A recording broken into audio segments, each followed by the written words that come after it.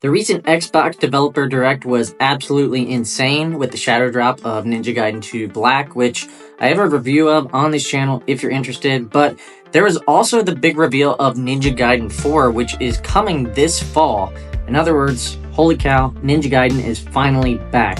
In this video then, I'm going to break down that recent trailer of Ninja Gaiden 4 to showcase 10 different details and secrets that you may have missed upon first watching the video. Let's get into it. Number 10, the setting. This game takes place in a future Tokyo many years after Ninja Gaiden 3. In this new Tokyo, the Dark Dragon has returned, and this new cyberpunk looking Tokyo is now basically falling apart with the dragon having died on the top of the city and the continuous rain causing significant problems. In certain parts of the trailer, we actually see parts of the city just in utter ruin. I'm wondering if, as the game goes along, we see the city transform in different ways. That would be new for the Ninja Gaiden series, but that would also be really cool. Number 9, dual protagonists. You have a dual protagonist set up in Ninja Gaiden 4 with Ryu Hayabusa, the main protagonist from the previous Ninja Gaiden games, returning, and then a new protagonist named Yakumo, who is from the rival Raven clan. And from the trailer, it looks like at some point within the game, we'll actually be getting a duel between Ryu and Yakumo. Now, we've had multiple playable characters in past Ninja Gaiden games, like in Ninja Gaiden 2 Black, that has Ayane, Rachel, and Momiji, but the approach of a dual protagonist as seen within this trailer would be entirely new for the series. Number 8, Blood Raven form. So, Yakumo will also have his own unique moveset. Specifically, Yakumo will use Raven style and can even take on Blood Raven form. According to Gaming Bolt, Platinum Games director Yuji Nakao has described this as a, quote, technique that manipulates the blood of oneself and enemies, transforming it into a massive weapon capable of slicing through multiple foes at once. The director continues, noting, Yakumo fights using Blood Raven form, and when certain conditions are met, he can unleash a move called Bloodbath Kill, which instantly bisects enemies in one strike. So yeah, if you're worried that playing as someone besides Ryu will mean that there will be less gore and dismemberment, well, I think your fears should be resolved. Number 7, the developers.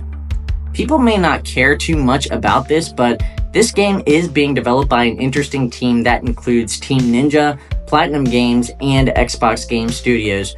Known for games like Nier and Bayonetta, Platinum seems like the right fit here to join in on the development of this game, and it seems like Xbox has funded the development to get this thing finished and out the door before the end of 2025. With all three of these teams working on the project though, I just hope that there aren't too many people involved. From the trailers, things seem to be really taking shape though.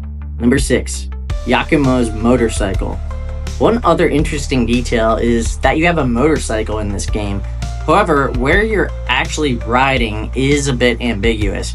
Maybe it's some part of Tokyo that, again, is literally falling apart, but this part of the trailer reminds me a bit of what we actually got from Final Fantasy Remake. However, I'm wondering if there will actually be more motorcycle combat involved, or if this is just a tool of sorts to get around the city or to go from one location to another.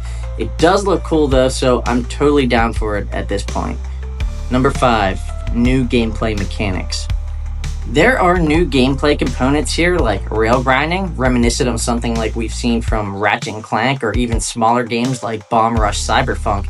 There's also typical ninja swinging and wall running throughout the game. I didn't see Yakumo doing as many flips as Ryu has done in the past, but again, he does appear to wall run and jump in similar ways to how Ryu has done in the past. That said, this game seems to have something for both the modern audience that is new to the franchise and the traditional audience who already adores the series.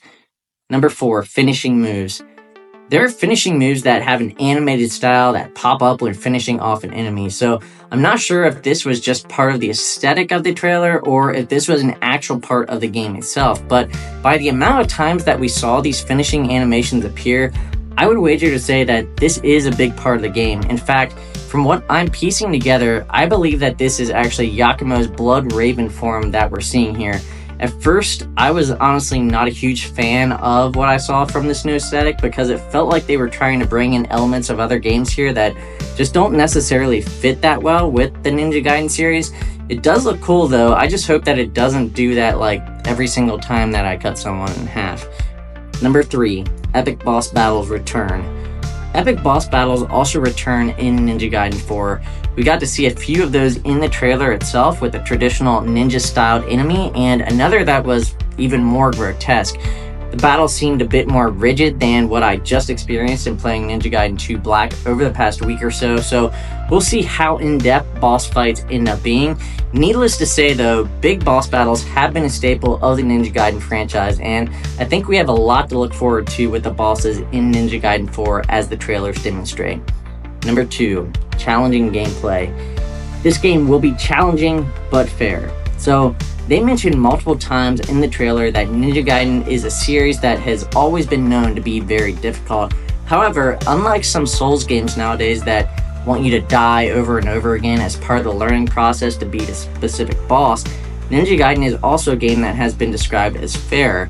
And within this most recent developer trailer, they have essentially doubled down on this, noting that the game will continue in the Ninja Gaiden tradition of being challenging but also reasonable. Number 1, Ryu is the enemy. Okay, lastly, this may be a bit surprising, but Ryu may actually be the enemy in this game.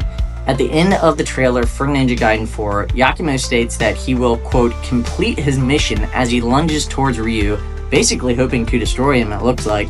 And since we seem to be playing at least a large part of the game as Yakumo, it would seem then that Ryu may indeed be the enemy of sorts. I'm wondering though if there's more to this and if Ryu and Yakumo, despite being from different clans and on different trajectories in the game, will actually maybe team up by the end of this to take down whoever the true enemy is. I guess we'll see this fall. In either case, I am absolutely hyped. Alright folks, that's all that I have for you today, but if you enjoyed the video, consider subscribing and let me know what your thoughts are on Ninja Gaiden 4 down in the comments. Are you excited for the new protagonists? Do you think an old school Ninja Gaiden like this will be well received in 2025? Shout out in the comments down below and let me know what you're thinking. Anyhow, thanks for watching, take care, and I'll see you in the next level.